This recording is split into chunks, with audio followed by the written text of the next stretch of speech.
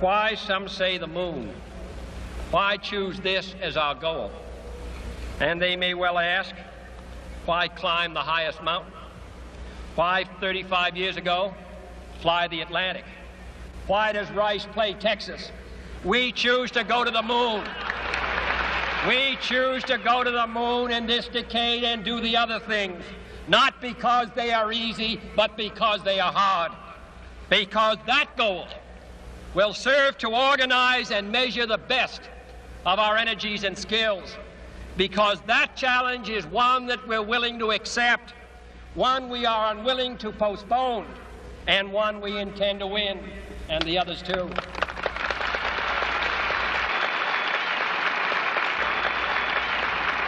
If we shall send to the moon 240,000 miles away from the control station in Houston, a giant rocket more than 300 feet tall, the length of this football field, made of new metal alloys, some of which have not yet been invented, capable of standing heat and stresses several times more than have ever been experienced, fitted together with a precision better than the finest watch, carrying all the equipment needed for propulsion, guidance, control, communications, food, and survival, on an untried mission to an unknown celestial body, and then return it safely to Earth, re-entering the atmosphere at speeds of over 25,000 miles per hour, causing heat about half that on the temperature of the sun, almost as hot as it is here today, and do all this, and do all this, and do it right,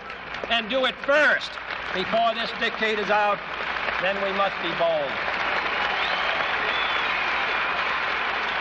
15 ans de Top Secret, c'est 15 ans de remise en question du monde dans lequel nous vivons. C'est un exercice, un jeu intellectuel qui consiste à regarder le monde autrement. Et à ce petit jeu-là, ce qu'il y a d'assez extraordinaire, c'est que depuis 15 ans, on n'a pas cessé d'avoir des surprises. Et où en tirant le fil de cette bobine, qui est une quête, en réalité une quête pour la vérité, on va découvrir vraiment que le monde n'est pas tel qu'on nous le présente. Ok petit, voilà le tableau. À tout moment, il y a près de 1500 extraterrestres sur notre planète, presque tous ici à Manhattan. Ils sont presque tous convenables, ils ne cherchent qu'à se faire un peu de blé. Des chauffeurs de taxi, quoi. Non, il n'y en a pas tant que ça.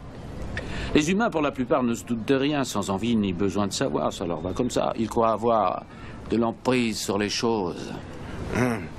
Pourquoi en avoir fait un secret? Ils peuvent comprendre, ils sont intelligents. Une personne sûrement, mais en foule on est con, on panique comme une horde d'animaux, et tu le sais.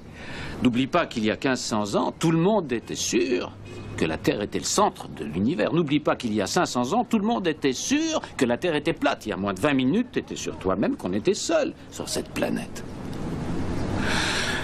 Imagine de quoi tu seras sûr demain. L'objectif de Top Secret a toujours été de déchirer le voile de l'illusion, de découvrir ce qui se cachait derrière le décor.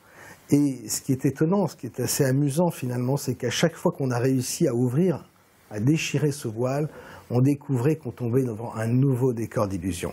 Les sujets qu'on traitait, qu'on a traités dès le début, c'était évidemment quelques sujets politiques, économiques, parce que ce n'était pas vraiment le cœur de la problématique de Top Secret. Et bon, là, il faut dire que j'étais à bonne école, puisque jeune adulte, très vite, j'ai été confronté aux mensonges politiques à l'époque, quand je travaillais dans le journal de Jean et Danalier, l'Idiot International. Top Secret, on voulait vraiment présenter une quête métaphysique. Et pour pas être complètement décentré, ou pour rester ancré quand même par rapport aux indices qu'on avait, on voulait traiter toutes ces choses-là de façon scientifique, au maximum. Alors, les premières découvertes qu'on a fait, les premiers chocs qu'on a eus, ça a été ce grand mystère de la Terre creuse. Pour ceux qui connaissent, ça va évoquer l'amiral Byrd, son expédition en 1947, à la recherche de la fameuse base nazie où se seraient réfugiés des scientifiques et quelques soldats d'élite pour développer des technologies secrètes, etc. Et on sait que donc en 1947, l'amiral Byrd part avec ses 4000 hommes, avec cette armada, et qu'il va revenir au bout de quelques semaines avec beaucoup de pertes.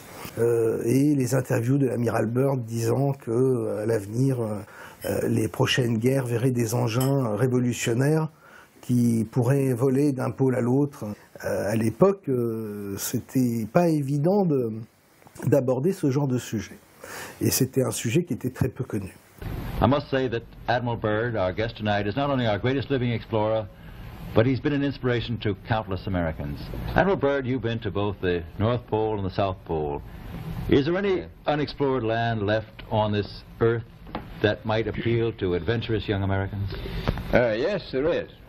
And not up around the North Pole, because it's getting crowded up there now, because they find out it's really usable, not only to live in, but militarily. But strangely enough, there's left in the world today an area as big as the United States that's never been seen by a human being. And that's beyond the pole, on the other side of the South Pole, from Middle America. And I think it's quite astonishing that there should be an area as big as that unexplored. That's a tremendous So challenge. there's a lot of adventure left down at the bottom of the world. On rentre là avec ce sujet-là dans un nouveau paradigme. C'est en 2003 qu'on se penche sur cette question. Ensuite, on va avoir une autre découverte assez phénoménale qui permet de faire capoter la tête un petit peu. C'est la technologie justement nazie. Et on a un scientifique, un physicien, Jean-Marc Roeder, qui va faire un hors-série sur ces technologies-là. Et pareil, ça se passe en 2004, 2005. C'est un sujet extrêmement tabou parce qu'il nécessite de parler de tout l'ésotérisme nazi, également toutes les recherches scientifiques de l'époque qui ont été non seulement discréditées depuis, mais en plus totalement abandonnées. Et c'est évidemment un sujet sensible par rapport à la Deuxième Guerre mondiale en France et à tous les problèmes qui en ont découlé. Donc, toujours dans cette volonté de refaire une nouvelle vision du monde, je lance l'impulsion de publier un hors-série sur le récentisme. Donc c'est la remise en question de la chronologie historique officielle. Et évidemment, c'est un tabou parce que avec le récentisme, on remet énormément de choses en question, et notamment les religions.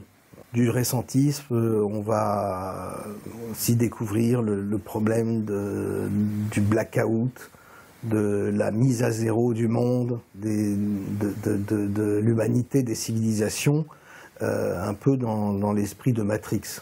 Le deuxième volet, Matrix Reload. Ces sujets-là, qui sont des grosses articulations du magazine, dont les lecteurs se souviennent, sont quelques sujets parmi tant d'autres. On a traité des ovnis, des extraterrestres, des abductions, on a parlé des voyageurs du temps, on a parlé évidemment abondamment, parce qu'on était j'étais même plutôt passionné par la question des anomalies de la conquête spatiale.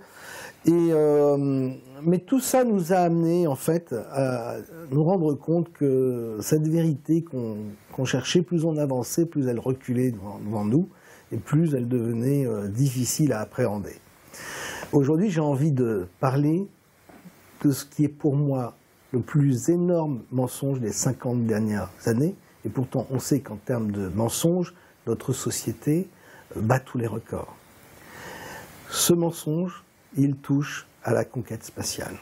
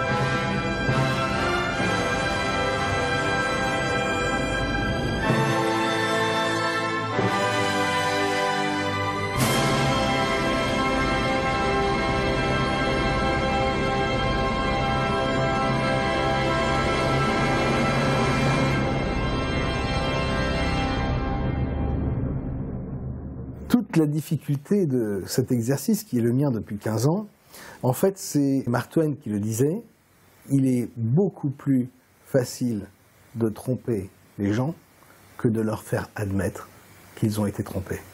Finalement, c'est un boulot assez ingrat de montrer, là en l'occurrence au lecteur de Top Secret, à quel point nous avons tous été trompés, que ce soit sur l'état de nos connaissances au niveau de la science, mais aussi au niveau de l'histoire. Pour parler de l'histoire de cette conquête spatiale et de cette grande tromperie qu'elle représente, je vais commencer par vous rappeler un événement, un exploit que tout le monde connaît, dont tout le monde se souvient, c'est celui de 2012, celui de Félix Baumgartner, l'Autrichien qui, produit par Red Bull, va faire le saut en parachute le plus haut de l'histoire de l'humanité. On se souvient tous de ces images de Félix Baumgartner dans sa nacelle, qui a énormément d'appui logistique. Cette nacelle bénéficie de toute la science la plus pointue qui soit. Il a une combinaison qui a été fabriquée par la NASA, qui est pressurisée, etc. Je vous récapitule un petit peu l'événement, l'exploit de Félix Baumgartner. Il arrive à 30 km d'altitude. De là, cette nacelle va s'ouvrir. Il va s'avancer devant la porte de la nacelle. Il faut imaginer que son corps, à ce moment-là, est soumis à moins 60 degrés. Sans cette combinaison, son sang s'évaporerait immédiatement. Enfin bon, il faut voir les contraintes que c'est. Alors, les médias vont expliquer ce qu'est cet exploit, vont expliquer comment la science a permis de faire reculer les limites de l'humanité, etc. Et il va sauter, il va quand même faire une chute à une vitesse de plus de 850 km/h. Et tout le monde s'extasie. All right, stand up on the exterior step. Keep your head down. Release the helmet tie-down strap. Jump her away.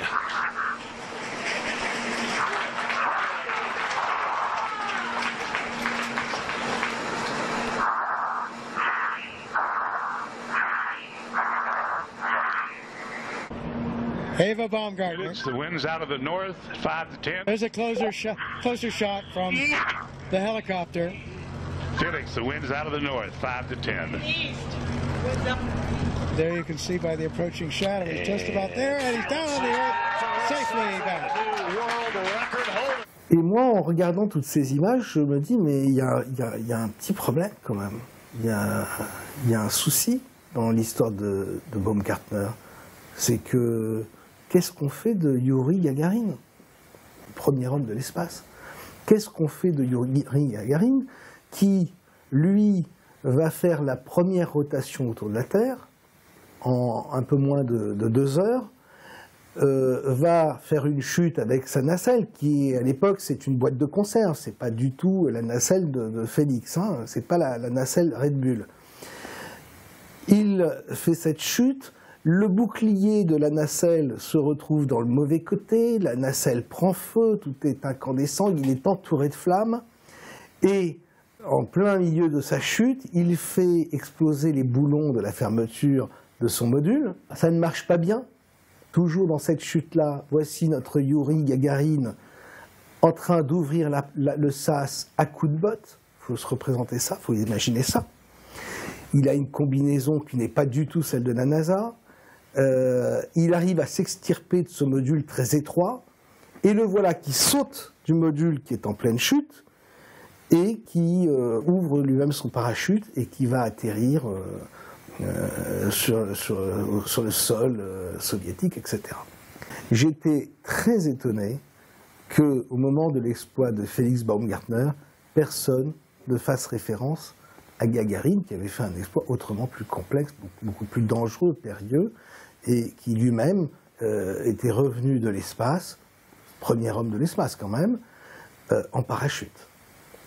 C'était la première interrogation. Et je me suis dit, mais est-ce que c'est cet oubli? Est-ce que c'est l'aveu d'un premier mensonge lié à la conquête spatiale? Parce que finalement, il y a, avec l'affaire de Yuri Gagarin, ce premier homme de l'espace, il y a quand même beaucoup de questionnements qui se posent. Là, par exemple, le fait que sa vitesse de rotation ne correspond à aucun vol orbital en réalité. Depuis, on a le recul et on sait qu'en 1h48, sa période de rotation autour de la Terre ne correspond à rien. On sait par exemple que quand il a annoncé qu'il était au-dessus des États-Unis, parce qu'il avait un hublot qui lui permettait de voir la Terre, il annonce qu'il est au-dessus des États-Unis et en réalité, il l'annonce à l'avance. Il n'est pas encore au-dessus des États-Unis au moment où il le dit. Il va dire également, il va décrire les côtes d'Amérique du Sud, il va donner des détails du continent d'Amérique latine, et on va s'étonner parce qu'il ne peut absolument rien voir de ce qu'il décrit, puisque quand il passe au-dessus de l'Amérique du Sud, il fait nuit. Et il y a des tas de choses comme ça, par exemple, et ça je pense que c'est la première bizarrerie de cette histoire, de cette aventure, c'est que Yuri Gagarin, qui est le premier homme de l'espace, et qui donc va être le premier homme à voir de ses yeux la Terre depuis l'espace, ne va pas emporter avec lui d'appareil photo.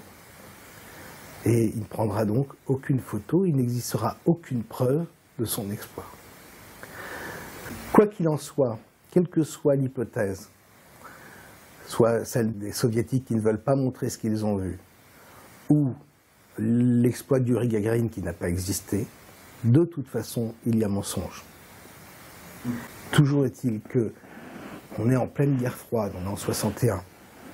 Vous pensez que les Américains, qui savent très bien les différentes anomalies dont je viens de parler, vont crier au mensonge, vont dire que c'est une imposture? Pas du tout. Kennedy va féliciter Khrouchtchev.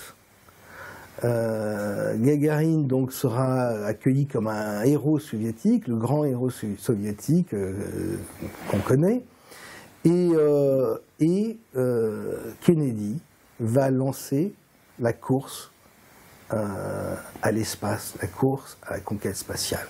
Et je pense qu'avec l'exploit de Gagarin, c'est la boîte de Pandore du mensonge qui s'est ouverte. Et que les deux superpuissances sont entrées dans un engrenage de mensonges qui les a menés jusqu'à l'histoire que nous connaissons aujourd'hui.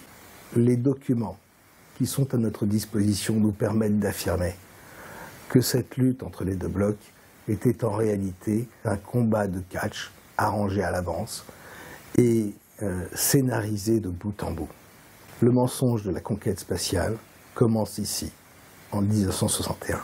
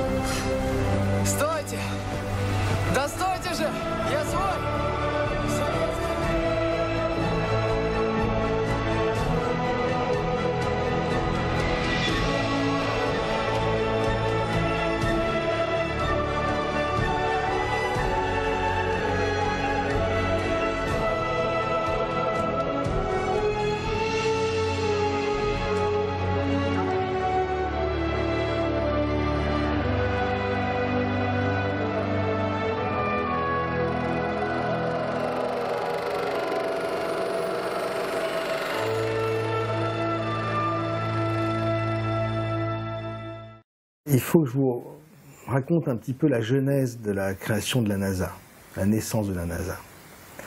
Vous avez d'un côté un homme, un Allemand, un scientifique, qui s'appelle Wernher von Braun. Wernher von Braun, depuis son enfance, il est passionné par Jules Verne. Et quand il se met à travailler sur les fusées allemandes, les célèbres V2, sinistrement connus à cause des bombardements à Londres, lorsque Wernher von Braun travaille sur ces fusées, il n'a qu'un rêve, c'est d'envoyer l'humanité, d'envoyer l'homme sur la Lune.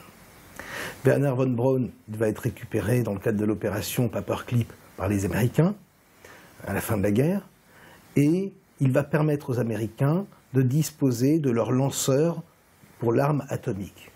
En remerciement, rapidement il obtient la nationalité américaine et ça devient une célébrité aux USA.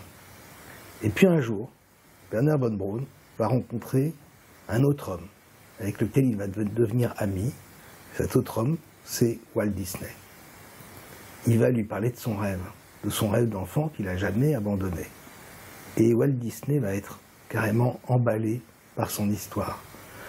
Et à partir de ce moment-là, ces deux hommes vont mettre tout leur pouvoir, tous leurs moyens en commun pour convaincre les décideurs de l'importance de lancer la conquête spatiale avec pour l'objectif d'envoyer l'homme sur la Lune.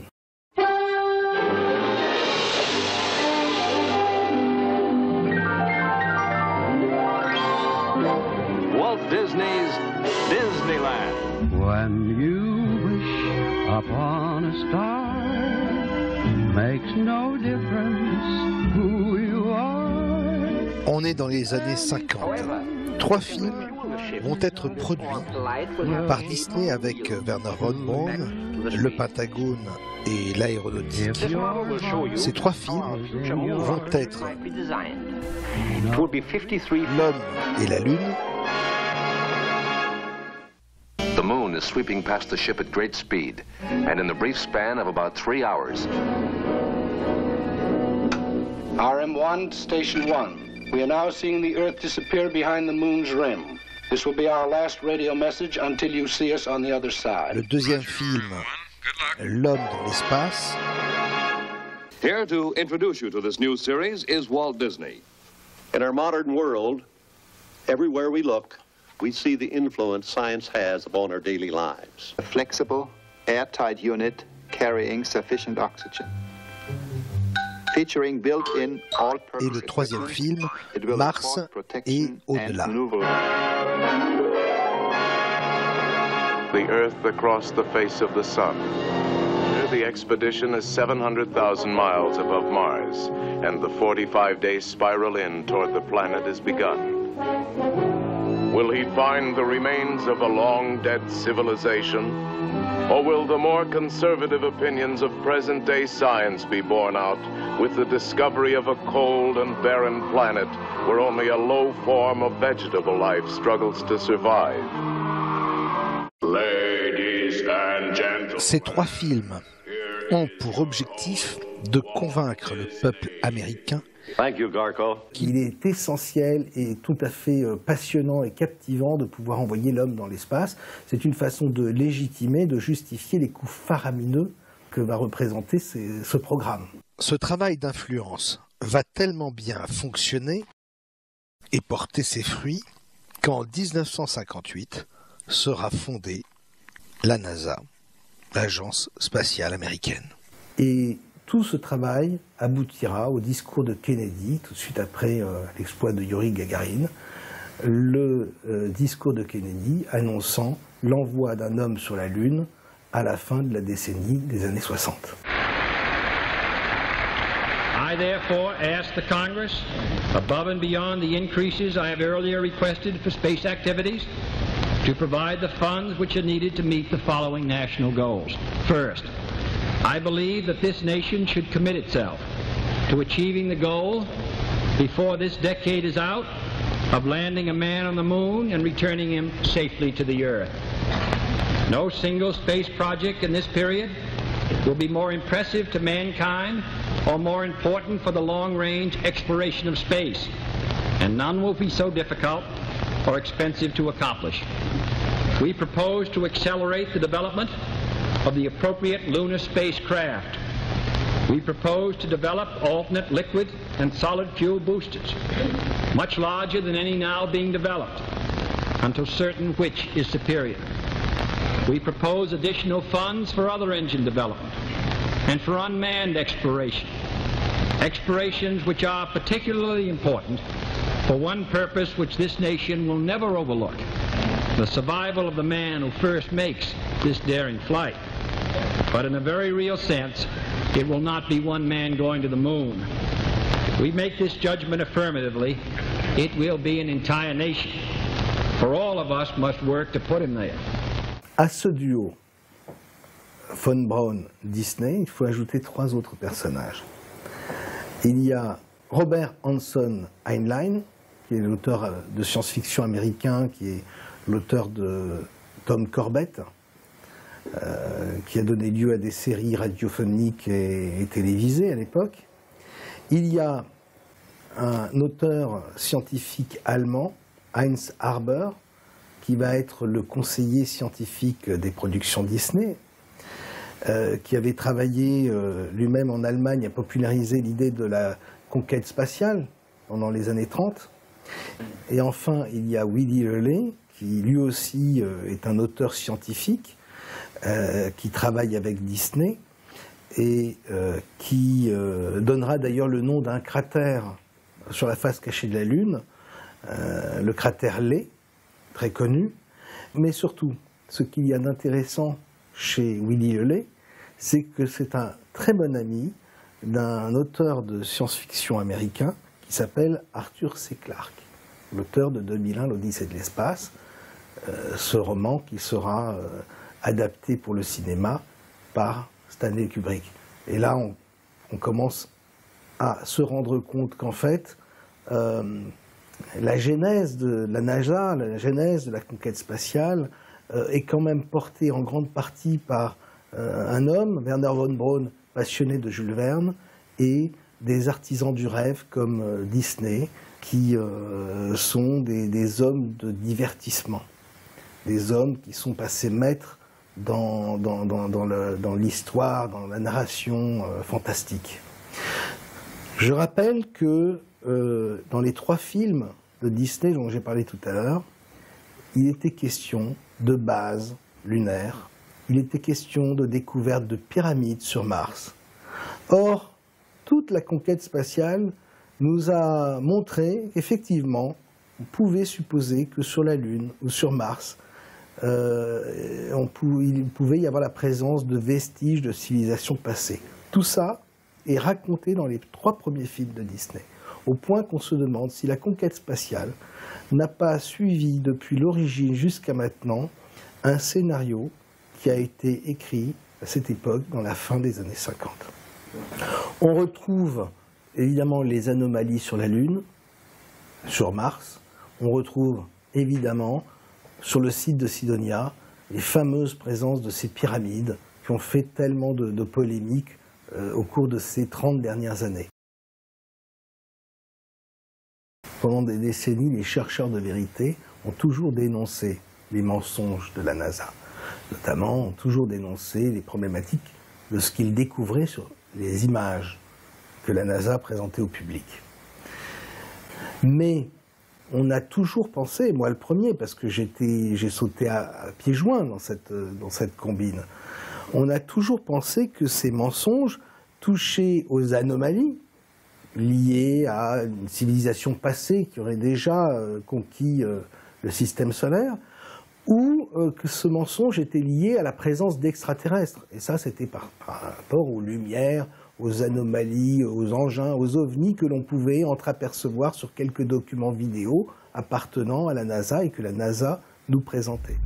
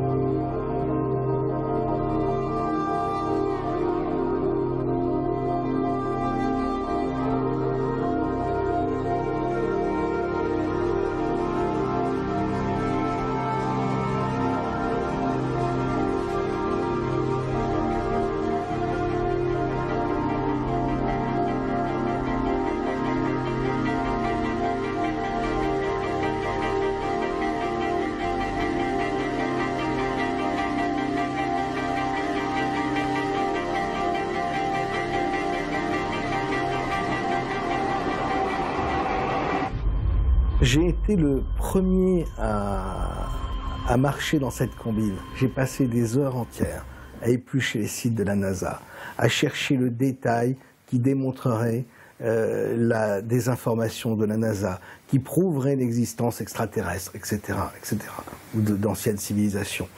J'ai passé là-dessus, sur ce travail, des milliers d'heures, jusqu'à aujourd'hui, jusqu'au moment où je me suis rendu compte qu'en réalité, tout cela était un leurre, et que la NASA ne nous avait jamais montré que ce qu'elle voulait qu'on voie.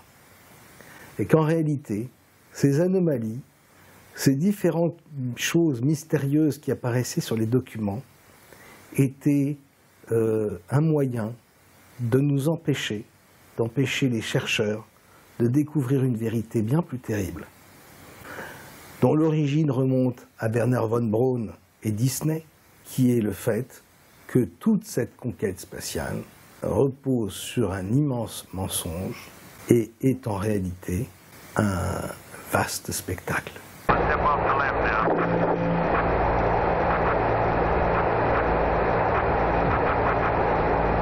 It's one small step for man, one giant leap.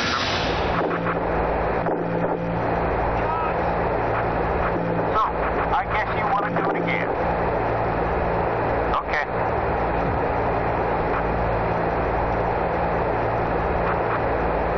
Sorry, Mr. Dvorsky. La première chose que les chercheurs ont découvert récemment, cette chose nous avait échappé parce qu'on était trop occupés à regarder les anomalies, les petits détails sur les photos, les petites lumières.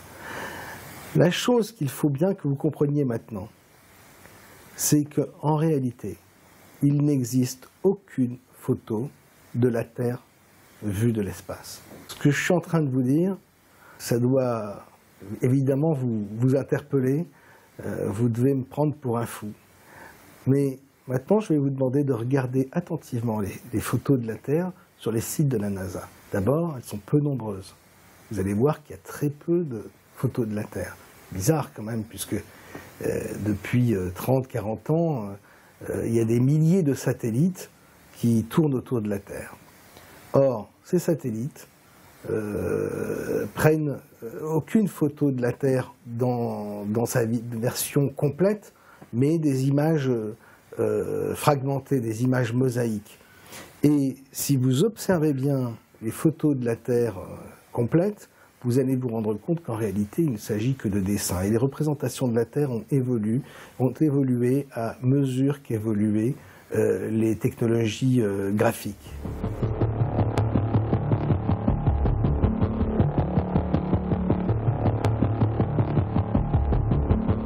Il faut que vous sachiez une chose importante, c'est que les photos de la Terre les plus connues, quand je dis photos, mettez des guillemets, les photos de la Terre les plus connues datent de 1972, les dernières.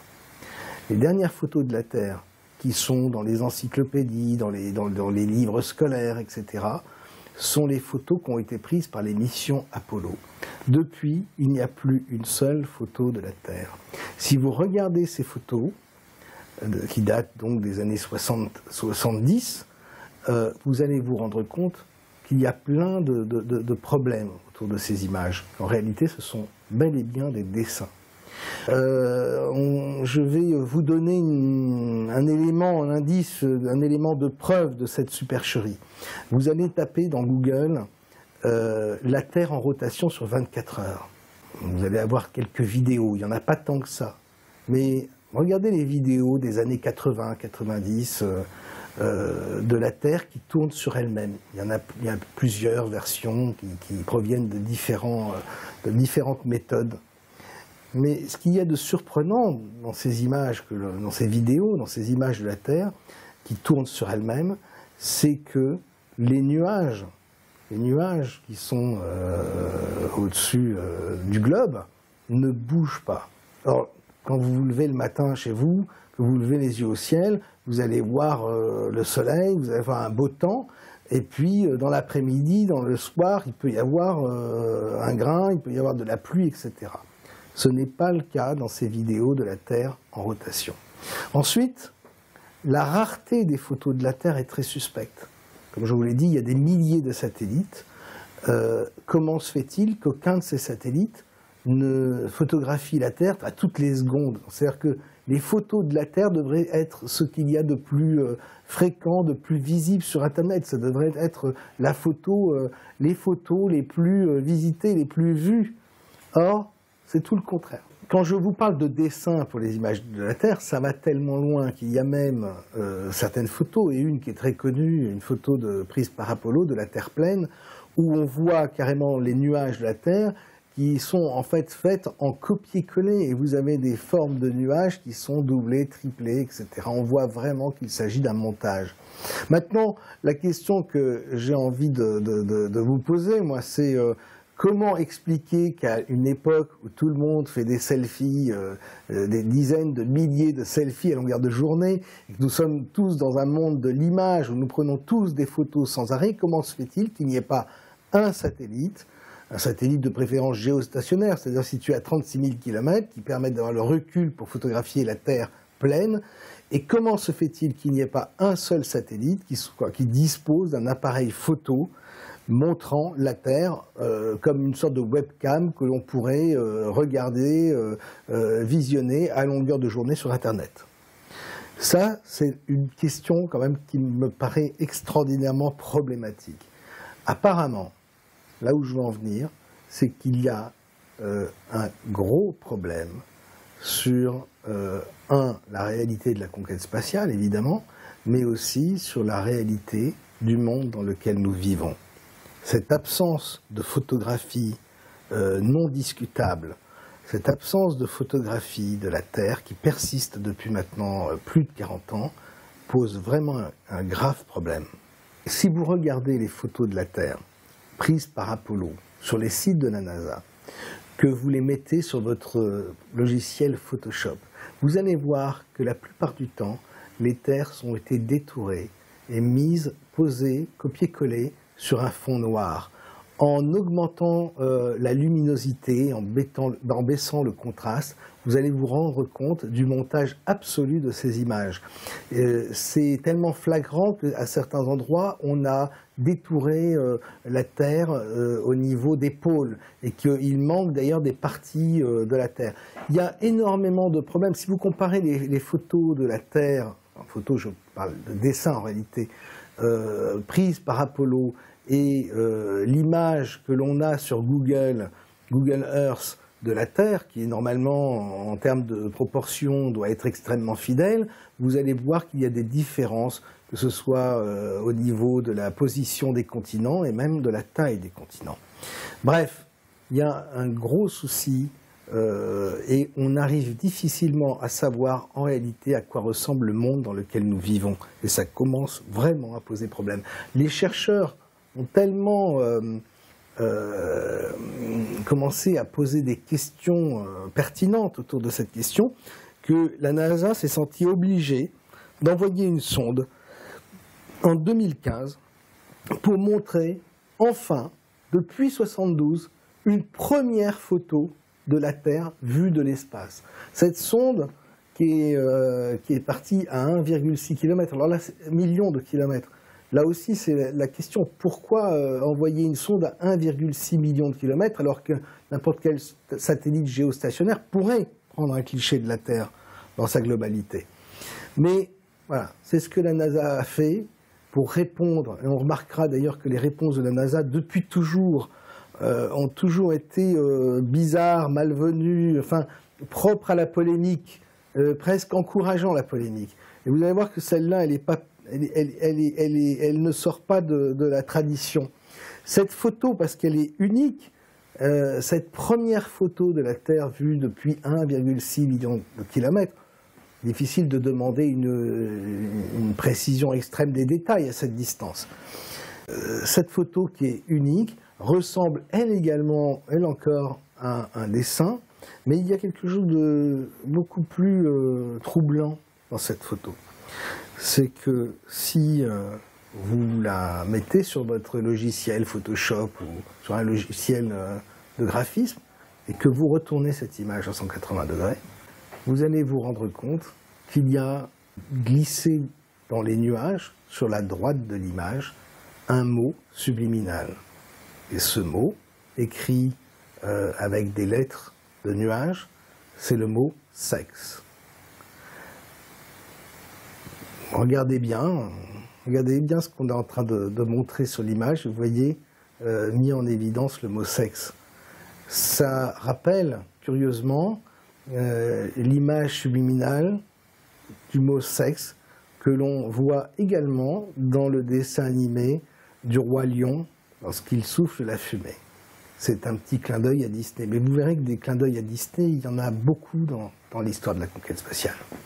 Je ne sais pas si c'est un employé de la NASA qui a voulu faire une blague potache, mais en quel cas c'est quand même un gros risque de la part d'un employé de faire une chose pareille sur une image qui va être regardée par la planète entière. C'est la première photo de la Terre depuis les années 70. Donc ça me paraît peu probable. Par contre, si ce sont les décideurs qui ont donné l'ordre de glisser un message subliminal sur cette photo, cela montre à quel point ces gens nous considèrent comme du bétail. On nous dit également qu'il y a des milliers de débris spatiaux tout autour de la Terre. Comment se fait-il qu'on ne voit jamais un satellite? Et lorsque on a ces images de la Terre en rotation, lorsque l'on a ces photos de la Terre, il n'y a jamais aucun satellite qui apparaît. Voilà encore un signe qui montre qu'en fait nous avons affaire à des dessins. Je sais à quel point le fait de vous dire que toutes les photos de la Terre sont fausses, sont des images 3D qui ont évolué avec le temps, avec le graphisme, mais en réalité, ces images de la Terre ressemblent de plus en plus aux images que vous allez voir dans les films Star Wars. Les images des planètes sont à l'identique des images de la Terre telles qu'on nous la présente aujourd'hui. Et je sais à quel point ce genre de révélation va vous troubler. Et c'est pour ça que maintenant on va passer en revue toutes les problématiques et tous les indices qui montrent bien que la NASA est véritablement, là j'insiste sur ce mot véritablement, un spectacle d'illusion totale et que tout est mensonge. Par exemple, vous savez que le nouveau programme d'alunissage avec le vaisseau Orion, sur lequel travaille actuellement la NASA, il y a un des spécialistes, un des experts de la NASA qui a pris dernièrement la parole et qui a expliqué les difficultés de cette nouvelle mission d'alunissage qui était programmée pour les années 20. Et dans les arguments qu'il lance, il explique qu'il va falloir, avant toute chose, résoudre un problème extrêmement délicat, celui de la traversée de la ceinture de Van Allen. C'est, vous savez, cette ceinture de radiation. C'est-à-dire que, imaginez Tchernobyl, imaginez ce qu'était Tchernobyl au moment de l'explosion et le taux d'irradiation des gens qui se sont approchés du réacteur pour colmater la brèche, etc. La ceinture de Van Allen, en termes de radiation, il faut multiplier ça par des milliers de fois plus fort. Et ce scientifique explique qu'il va falloir qu'il y ait des mesures prises, des boucliers anti-radiation, etc. Et que ce problème n'est toujours pas résolu.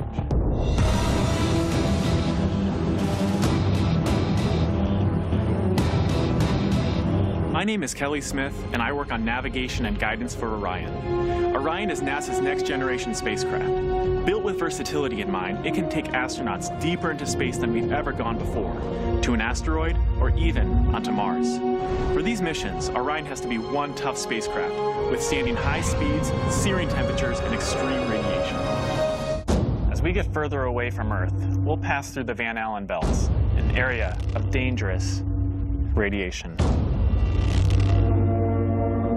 Radiation like this could harm the guidance systems, onboard computers, or other electronics on Orion. Naturally, we have to pass through this danger zone twice, once up and once back. But Orion has protection. Shielding will be put to the test as the vehicle cuts through the waves of radiation. Sensors aboard will record radiation levels for scientists to study. We must solve these challenges before we send people through this region of space. Ce qui interroge tous les chercheurs, et moi le premier, c'est mais ce problème n'a-t-il pas été résolu à l'époque d'Apollo? Je ne comprends pas, on a fait plusieurs missions d'alunissage, plusieurs allers et retours, puisqu'il faut compter le retour également. Et apparemment, Armstrong, enfin, on n'a jamais retrouvé les astronautes grillés dans leur module. Donc, vous voyez, c'est des petites incohérences qui sont comme ça, et des petits oublis. C'est comme si au fur et à mesure que l'histoire avance, on oubliait le passé. C'est ce que j'ai expliqué par rapport à Félix Baumgartner, par rapport à Yuri Gagarin tout à l'heure. On dirait que la NASA n'a pas de mémoire, ou qu'elle considère que nous sommes tellement abétis que nous n'en avons plus du tout. Ceci est un neurolaser. Il nous a été offert par des amis de province. Ce petit œil rouge isole les impulsions électromagnétiques du cerveau et plus précisément celles de la mémoire. Excellent, messieurs. Passez-moi toute l'assiette au crash-flamme avec couloir à 20, 40 et 60 mètres. À partir de là-bas, merci.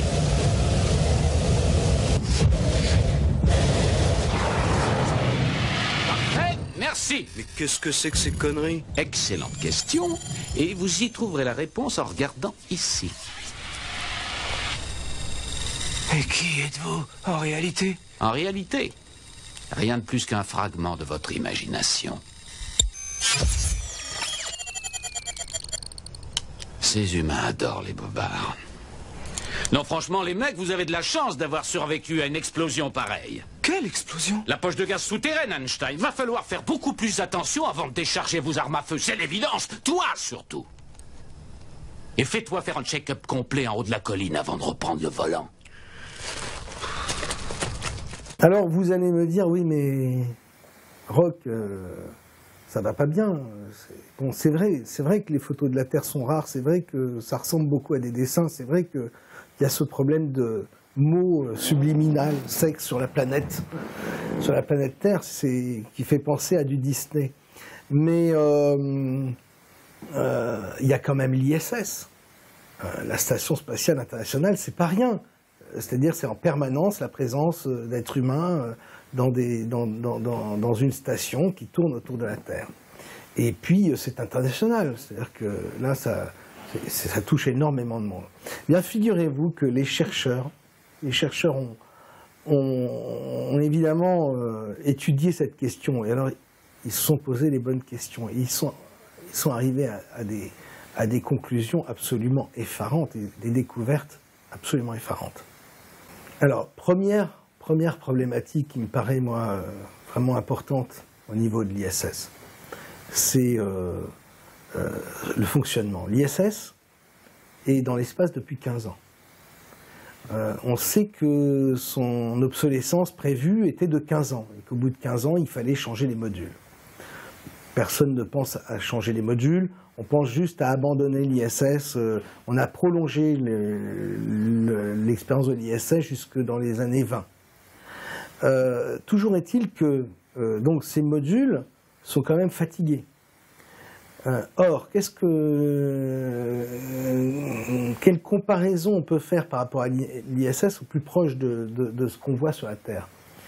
Ce sont les spécialistes, les experts, les chercheurs de vérité se sont dit, mais l'ISS fonctionne sous pressurisation, avec de l'oxygène, etc. Ça ressemble à un sous-marin. Mais la question qui se pose, c'est les sous-marins, ils ont besoin de remonter à la surface. Au bout de 3 mois maximum, vous avez le sous-marin qui vient renouveler son oxygène, etc., remettre la pression qu'il convient, etc. Parce qu'il y a toujours une perte au niveau de l'ISS. Vous imaginez un milieu fermé, quand vous respirez, vous dégagez du CO2. Donc comment vous éliminez ce CO2 ?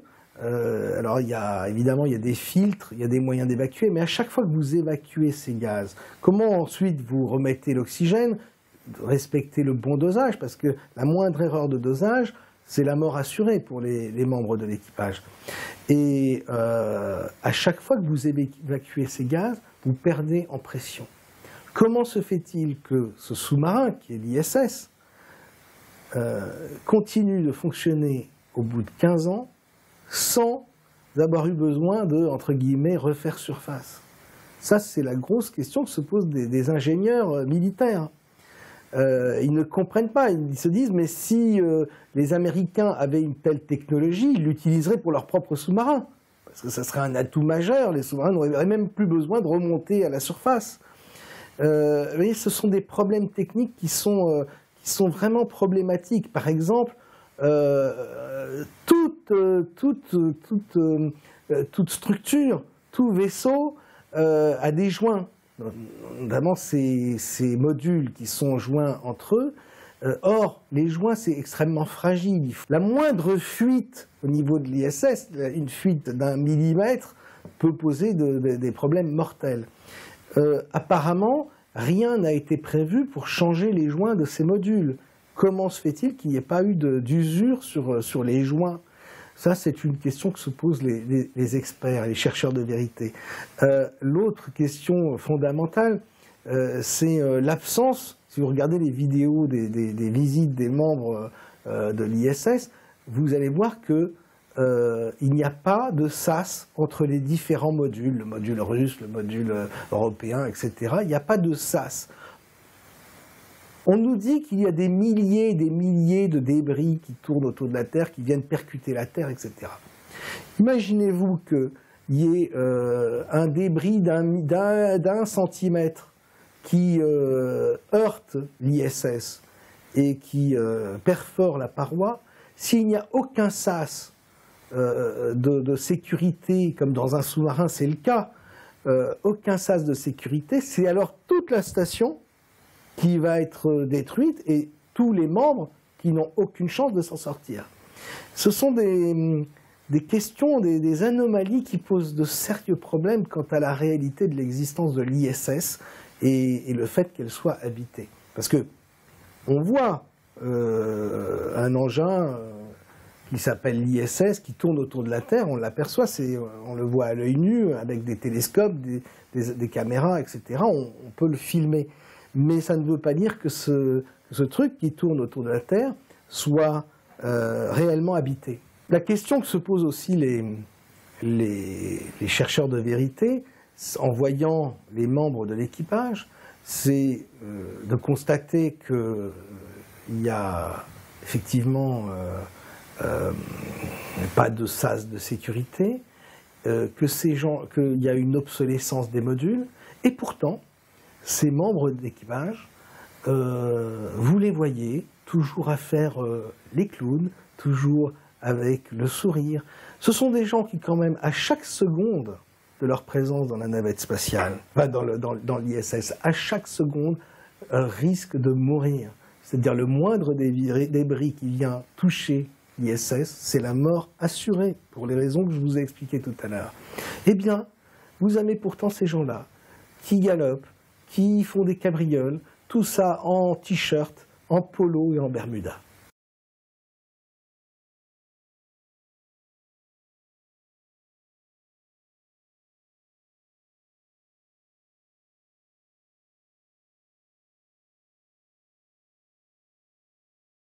Il y a encore un autre gros nœud dans l'histoire de l'ISS qui pose vraiment un problème. Et là, ce sont les militaires qui l'expliquent. Ils expliquent que dans un sous-marin, dans un vaisseau de guerre, il y a un des secteurs, un des services qui est le plus important, que ce soit au niveau du personnel ou au niveau espace, c'est l'atelier. Tous ces bâtiments-là ont un atelier avec des machines-outils. C'est indispensable, il l'explique bien, c'est-à-dire que vous avez toujours une tôle qui se détend, qui se distord, vous avez toujours des déformations, je parlais tout à l'heure des joints. Il y a toujours dans ce genre de bâtiment des réparations à faire de toute urgence. Et là, on ne parle pas de se promener avec des peluches ou déguisés en gorille entre des sas en faisant les clowns. C'est-à-dire que c'est une question de vie ou de mort. Il y a des machines-outils. Or, dans l'ISS, avec la moindre étincelle, c'est un danger parce qu'il y a tous ces gaz Il y a tous ces gaz, l'azote, etc., la fabrication d'oxygène avec de l'hydrogène, etc. Enfin, tout ça est extrêmement dangereux. Et une machine-outil fait toujours des étincelles quand elle travaille. Donc, il y a impossibilité d'utiliser ce genre d'outils. Mais l'absence de machine-outil dans l'ISS est aussi un élément très problématique, parce qu'on sait bien que c'est pas en amenant depuis la Terre des boulons, des parties de tôle, etc., qu'on va tomber du premier coup sur le bon écrou qui va bien se caler dans la pièce qu'il faut, et tout ça avec la plus extrême étanchéité, c'est-à-dire qu'on est de l'ordre du millionième de millimètre. Pas de machine-outil, vous ne verrez pas dans l'ISS d'atelier. Les seuls outils disponibles qu'on peut voir, c'est la fameuse trousse à outils du bricoleur du dimanche avec le tournevis et puis la pince, c'est tout. Ça, ce sont des éléments vraiment qui sont très... C'est-à-dire que une fois qu'on a mis le nez là-dedans, on se dit « Waouh, la NASA, elle est allée trop loin. Elle est allée trop loin. Elle n'a pas pensé à ces choses-là. Le petit détail des joints, depuis 15 ans, ça fonctionne. Jamais de fuite. La moindre fuite, c'est la mort assurée pour ces hommes. Mais non, ils continuent de faire la fête, et de travailler, de faire leurs expériences scientifiques dans cette navette. Alors, vous me direz, oui, mais on les voit. On voit bien ces hommes-là. Ils sont bien en apesanteur, en train de travailler, de faire du sport. Voilà. On nous montre ces vidéos, souvent en direct. On va se rendre compte qu'en réalité, ces vidéos sont coupées, sont scénarisées, sont mises en scène. Il y a une vidéo sur Internet qu'on voit, on voit un homme qui se brosse les dents, et derrière, en arrière-plan, un montage avec des personnages qui ne sont plus les mêmes derrière. Enfin bref, des trucs assez grossiers. Finalement, on a l'impression que la NASA veut qu'on se rende compte que tout ça est scénarisé. Ou alors, c'est comme je disais tout à l'heure, c'est vraiment, ils se fichent complètement de nous. Comment expliquer ces images de ces membres d'équipage en apesanteur?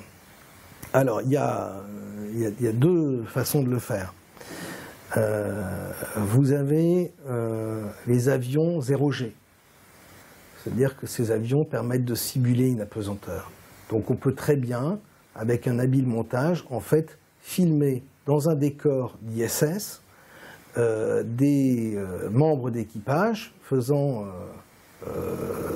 étant en apesanteur, avec derrière un fond vert où on va montrer des images, même des vidéos simulant une profondeur de l'ISS. C'est tout à fait faisable. Il y a quand même des éléments aussi, les chercheurs de vérité ont mis le doigt sur certains éléments qui attestent effectivement d'un trucage de certaines vidéos, avec des coupes qui ne sont pas naturelles. On va observer que les femmes, souvent les femmes qui ont une longue chevelure, sont permanentées. Et c'en est même ridicule. Hein. Il y a un petit côté grotesque, avec des cheveux qui ne bougent pas tellement ils sont permanentés, alors que même dans les avions 0G, les cheveux se comportent de façon tout à fait naturelle. Il y a l'avion 0G pour ça, et puis il y a une autre technique, c'est tout simplement les câbles. C'est-à-dire que vous avez des membres d'équipage qui sont suspendus à des câbles et qui sont derrière un fond vert et qui peuvent faire toutes les acrobaties qu'ils veulent en apesanteur. Ça avec la permanente, notamment la chevelure permanentée de l'astronaute.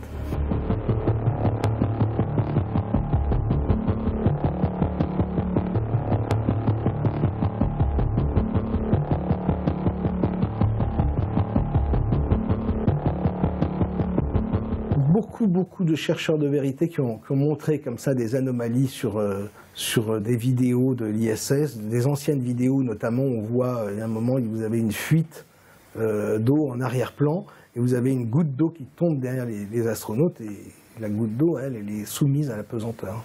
C'est très curieux. Il y a aussi des photos, des vidéos de groupe où on voit que ce sont des calques qui sont superposés les uns derrière les autres et que les astronautes réagissent à la pesanteur ou à la force de l'inertie d'un avion 0G deux par deux. C'est-à-dire vous en avez les deux qui étaient dans le même avion au même moment, qui ont été filmés dans ce calque-là, vont sautiller de la même façon, tandis que les quatre autres réagiront différemment sur une autre, resteront stationnaires ou rebondiront sur d'autres trucs. Maintenant, je vais vraiment vous donner comme conseil d'étudier très attentivement les vidéos de la NASA, les vidéos de l'ISS, parce qu'il y a vraiment des choses très troublantes. Après, vous allez me dire, oui, mais on voit les astronautes en combinaison et qui font des sorties à l'extérieur de l'ISS. Ils vont réparer Hubble, ils vont bricoler, changer les panneaux solaires. Alors, vous voyez, toujours avec leurs fameux tournevis, des gants pas possibles, et tout ça, les caisses à outils qui se baladent dans l'espace. Après, on va pas pleurer sur les rejets, mais sur les déchets qui encombrent l'orbite terrestre. Mais les chercheurs ont été confrontés à cette question. Et là, ça a été, alors, dans Top Secret, on en avait déjà parlé pour les Chinois, mais à l'époque, moi, j'étais encore loin d'imaginer l'ampleur de ce mensonge de la NASA, c'est-à-dire un mensonge intégral. Les chercheurs ont découvert, simplement en épluchant toutes les vidéos de sortie dans l'espace des astronautes, soit de la navette, soit de l'ISS, se sont rendus compte et ont démontré, je crois même que là on touche à ce qu'on peut appeler la preuve, qu'en réalité, toutes ces vidéos étaient conçues dans des gigantesques piscines.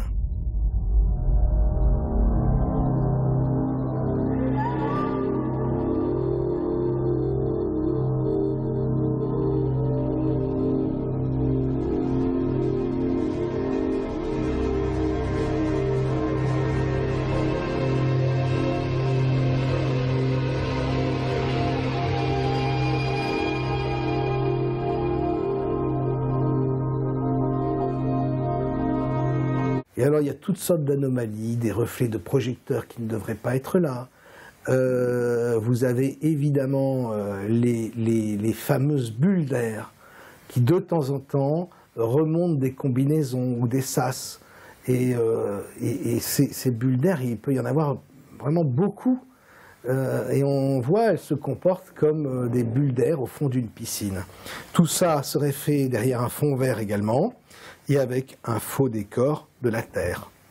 Donc on a vu à travers la problématique du vaisseau Orion, et du programme d'Orion pour les nouvelles alunissage des années 20, on a vu que même les missions Apollo quand même pouvaient être scientifiquement remises en question. Alors moi je ne suis pas scientifique, je ne fais que répéter ce que disait cet ingénieur de la NASA qui, dans son discours de propagande pour ses futures missions d'alunissage, disait que ce problème n'était pas réglé. Voilà, je m'en tiens à ce qui est dit. Après, d'autres scientifiques me diront, mais c'est pas du tout le cas, etc. De toute façon, la polémique est loin d'être terminée. Maintenant, on a vu aussi que l'ISS posait de sérieux problèmes d'un point de vue technique. Si on compare l'ISS à un sous-marin, on est loin du compte.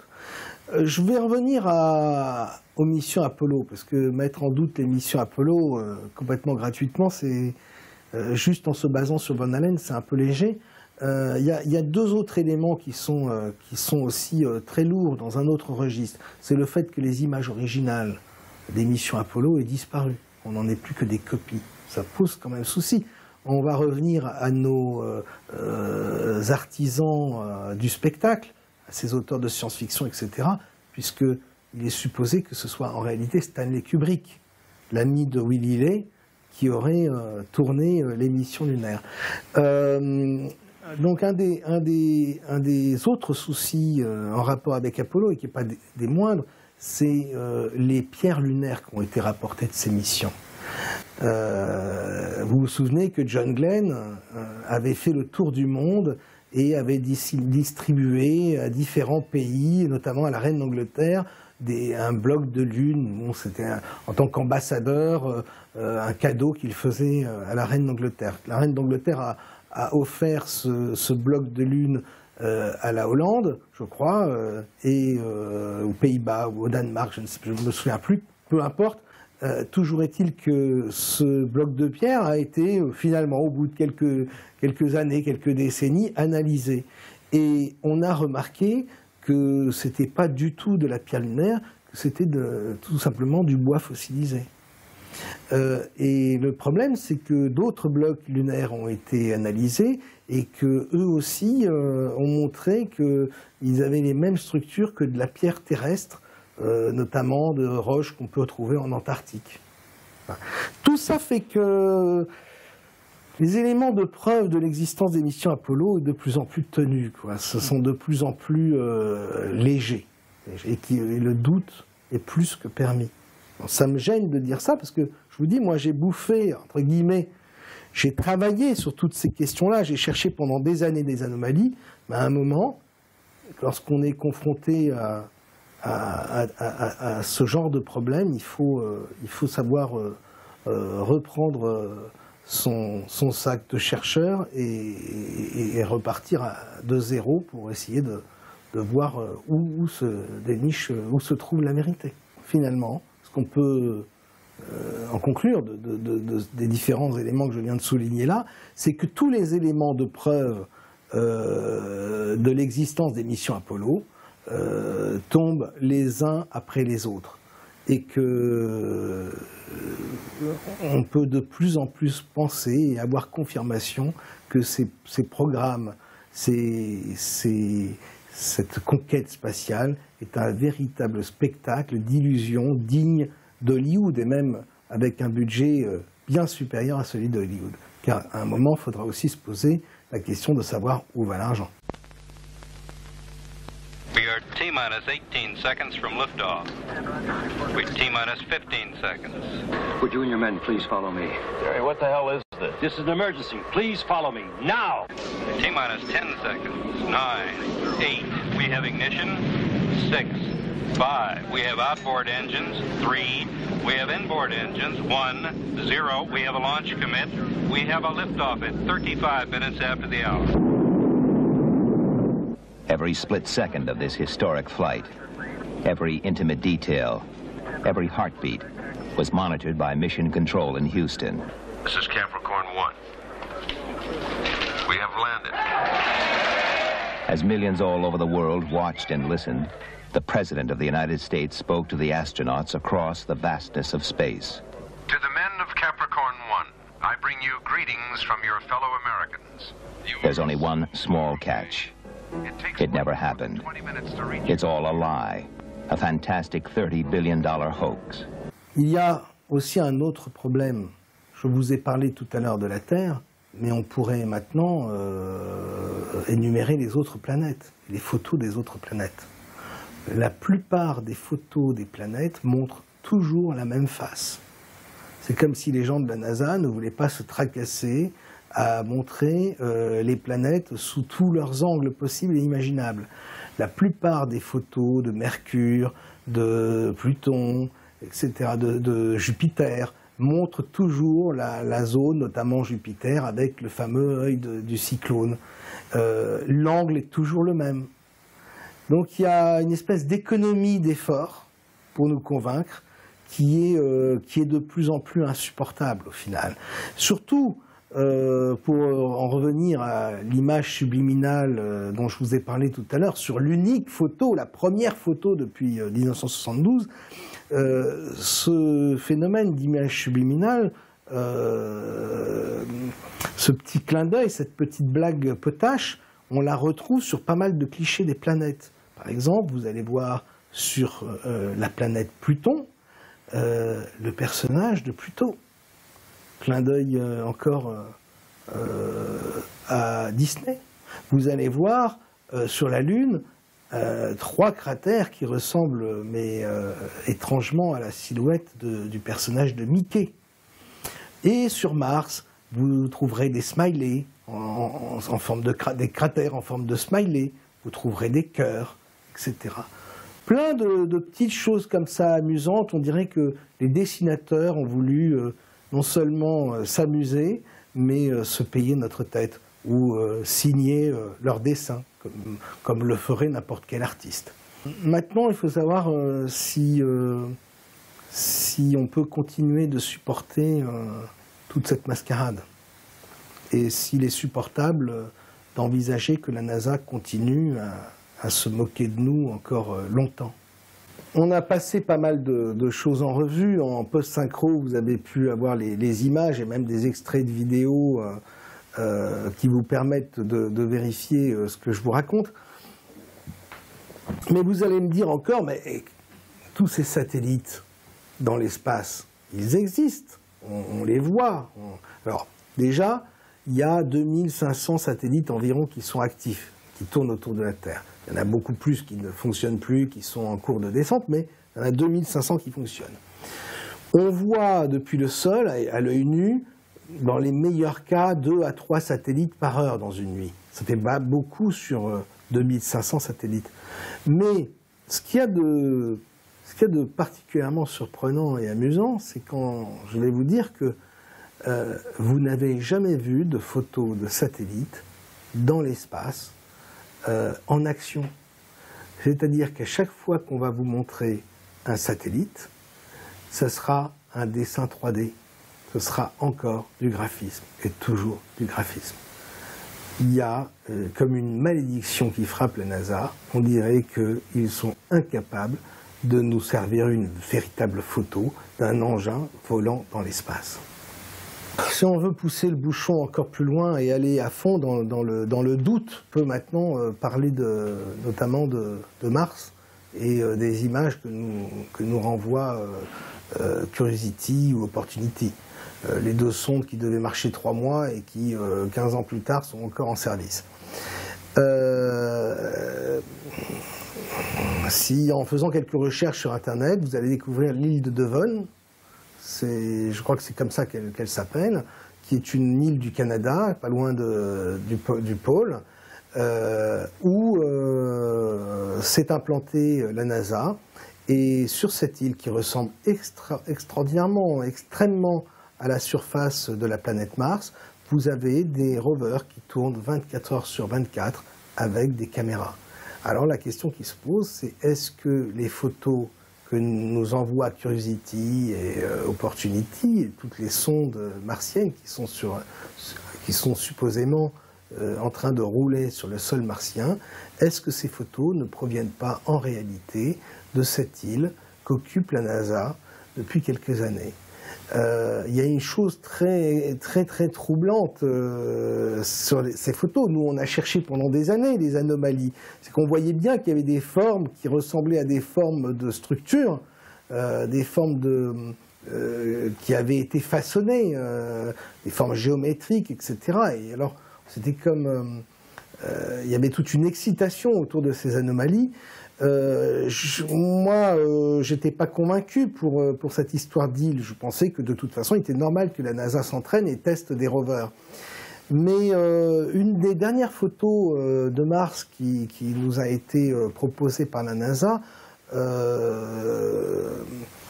pose vraiment gros problème, parce que la NASA a l'habitude donc quand il y a quelque chose, une anomalie qui déborde, c'est non seulement de flouter, mais en plus de coloriser l'image de façon à ce que cette anomalie se perde dans le décor, se fonde dans le décor, et que ces structures puissent apparaître comme étant des pierres.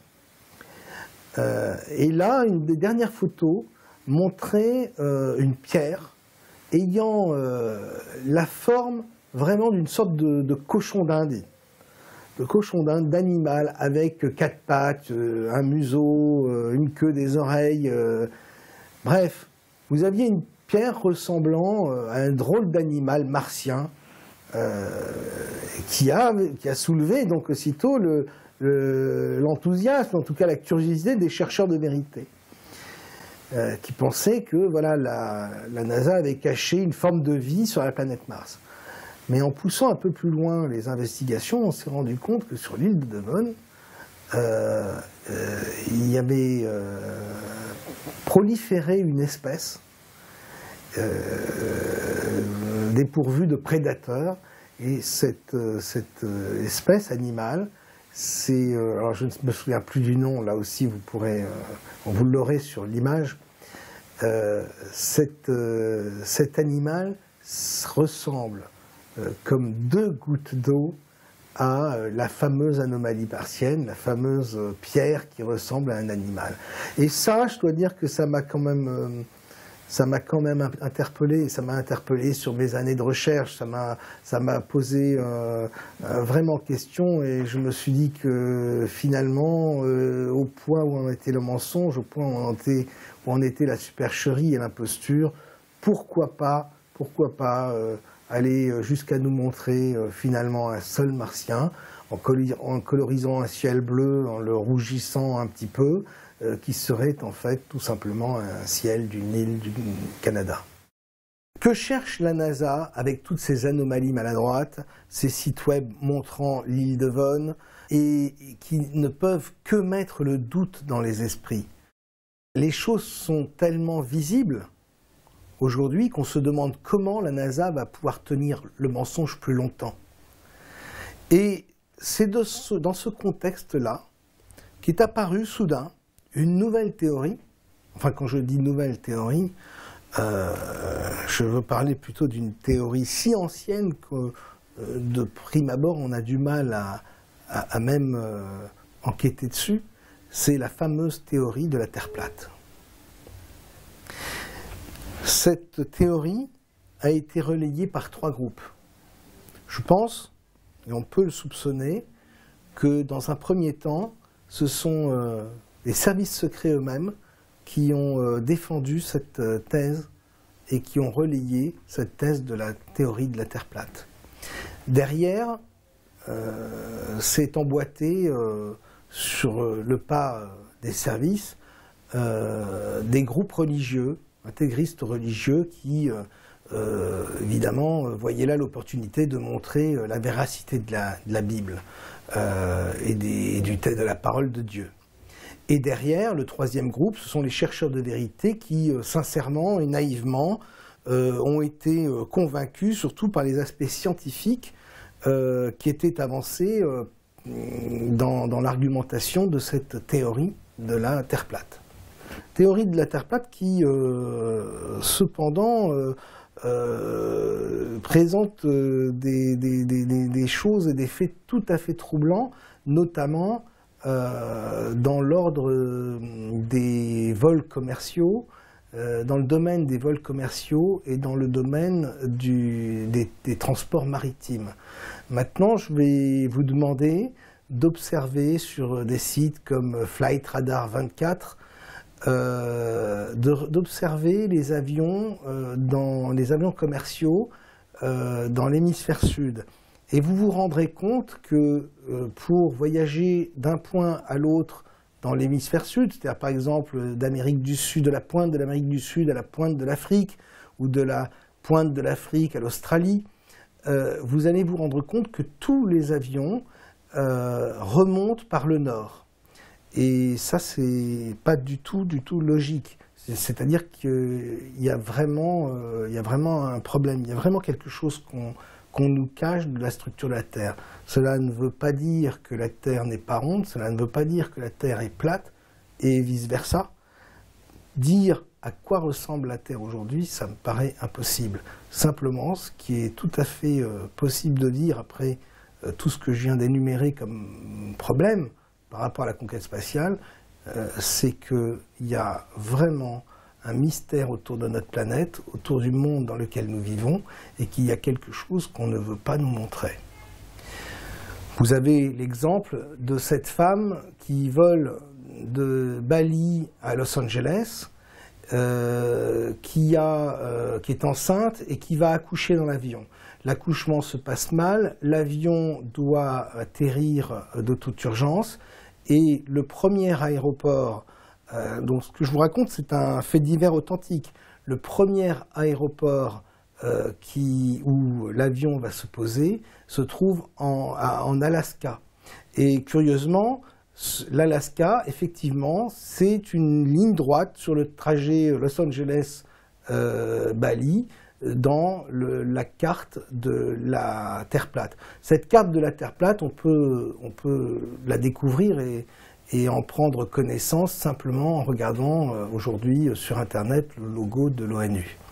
Alors certains disent que voilà, c'est le grand secret des Illuminati, de ceux qui savent, de ceux qui tirent les ficelles, et donc à partir sur la base de ce logo, prétendent et assurent que la Terre est plate. Personnellement, moi j'ai toujours pas vu la Terre plate. Ce qu'on peut dire par contre, c'est qu'au niveau de l'hémisphère sud, il y a un gros problème. Au niveau de la structure de la planète, il y a un gros problème, on ne veut pas nous montrer. Il faut savoir aussi que le traité de l'Antarctique, parce que si la Terre est plate, le pôle sud devient en fait l'extrémité de toute la Terre. Et c'est vrai qu'il est strictement interdit de descendre au sud du 60e degré dans l'hémisphère sud. Ça veut dire que toute cette zone-là est interdite, impénétrable et réservée aux scientifiques et aux militaires. Alors on va vous dire que c'est pour des raisons écologiques, si vous voulez, d'écologie. Mais ce traité date de 1959. Il est très étonnant qu'à l'époque, c'était une préoccupation pour ces pays-là. Surtout, il est très étonnant que depuis tout ce temps-là, les sociétés comme Total, les grandes multinationales qui pourraient exploiter le pétrole, etc., n'ont jamais eu accès à ce territoire. Ce qui est certain aujourd'hui, ce qu'on peut affirmer, c'est qu'il y a un gros problème sur la structure de la Terre. De là à dire que la Terre est plate, c'est difficile parce que nous n'en avons aucune preuve. Par contre, il y a ce problème, il existe. N'oubliez pas que la vision du monde que nous avons est la vision que les agences spatiales du monde entier nous donnent. Et que ce sont des visions de militaires. Les agents de la NASA connaissent parfaitement le fonctionnement du cerveau humain et savent parfaitement manipuler l'esprit humain. Les psychologues sont des enfants de cœur à côté de ces gens-là, et ils utilisent cette connaissance pour nous montrer et nous faire croire ce qu'ils ont envie que nous croyions. À partir de ces constats, on pourrait avoir des tas d'autres visions du monde, comme je l'ai dit. Terre plate, terre creuse. Est-ce que les gens de la NASA ont vu les limites de la matrice? L'absence de photos indiscutables, authentiques, de la Terre, de l'espace, pose vraiment problème.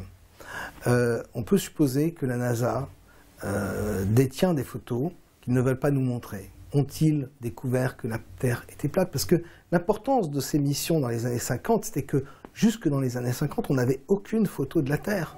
Les hommes savaient que la Terre était ronde, qu'elle tournait sur elle-même, qu'elle tournait autour du Soleil, mais il n'en existait aucune preuve.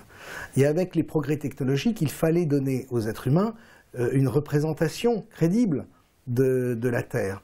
Et c'est comme ça aussi qu'ont été impulsés ces programmes spatiaux. Donner une preuve de la validité des théories scientifiques. Et on se demande si la NASA ne s'est pas trouvée confrontée soit à des photos d'une Terre qui n'était pas ronde, qui ne tournait pas sur elle-même, ou carrément à une Terre plate, ou en tout cas aux limites de la matrice, à un dôme, etc. On peut imaginer qu'ils ont rencontré une anomalie extraordinaire. Mais en tout cas, affirmer quelle est cette anomalie et revenir à la théorie de la Terre plate défendue par le dogme religieux, je ne suis pas sûr que ce soit un pas qu'il faut faire aujourd'hui. C'est une anecdote assez sympathique, assez savoureuse. Le lancement le 5 février 2002 de la fusée Atlas V montre un truc absolument exceptionnel au bout d'une minute du lancement de la fusée. La fusée va passer vraiment dans la dernière zone de nuages et provoquer alors, on dira qu'elle a traversé le mur du son. Mais en traversant le mur du son, il y a des effets physiques dans l'atmosphère, comme une pierre qui tomberait dans l'eau et qui projetterait des ondes, si tu veux. Et le ciel va réagir comme un liquide. Et là, on a vraiment la sensation que cette fusée Atlas V, ce jour-là, a traversé, a crevé une membrane. Est-ce que c'est une première membrane invisible de la matrice qui nous entoure? Je ne sais pas. Mais ce n'est pas toutes les fusées qui nous ont permis d'observer un phénomène aussi curieux.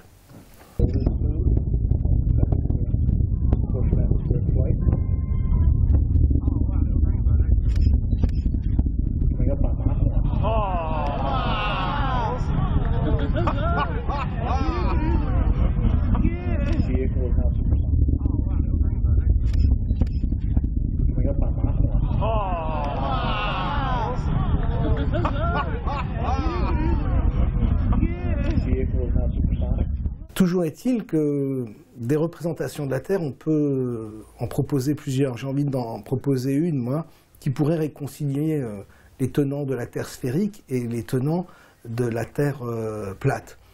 Il faut imaginer une Terre plus grande que la Terre telle qu'elle nous a été présentée.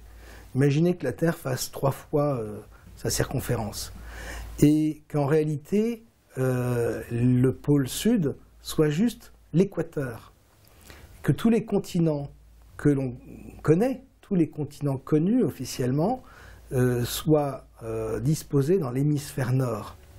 À ce moment-là, si la pointe de ces continents se retrouve sur l'équateur, on peut justifier les longues distances qui séparent ces continents et l'impossibilité de les rejoindre par avion et l'obligation de remonter par le nord pour rester faire des escales et rester dans des zones de terre. On peut supposer, on peut imaginer une terre dont l'équateur serait un mur de glace. Avec une Terre qui aurait un soleil et une lune dans l'hémisphère nord et dans l'hémisphère sud, autre chose. Et en fait, on pourrait imaginer 2 terres séparées par cette muraille. Ça rejoindrait le propos de l'amiral Byrd qui disait qu'il y a au-delà de l'Atlantique un continent vaste comme l'Amérique, etc. On peut imaginer que cette Terre, cette autre moitié de la Terre dans l'hémisphère sud, qui serait un peu la représentation que j'en fais serait celle de Star Wars, où l'on montre la Terre, enfin une planète noire qui est coupée en 2 par un mécanisme, etc. Là, ça serait une muraille. Ça rejoindrait l'image du film, enfin de la série Game of Thrones, qui parle d'un mur de glace, et derrière vivraient des sauvages. Alors on peut supposer qu'il y a aussi des êtres humains qui vivent de ce côté-là, mais aussi un côté de la Terre qui serait un peu moins étanche en termes de dimensions, avec d'autres dimensions qui pourraient y pénétrer. Mon explication de cette Terre qui serait beaucoup plus grande permet d'expliquer pourquoi les chercheurs, en se mettant sur le bord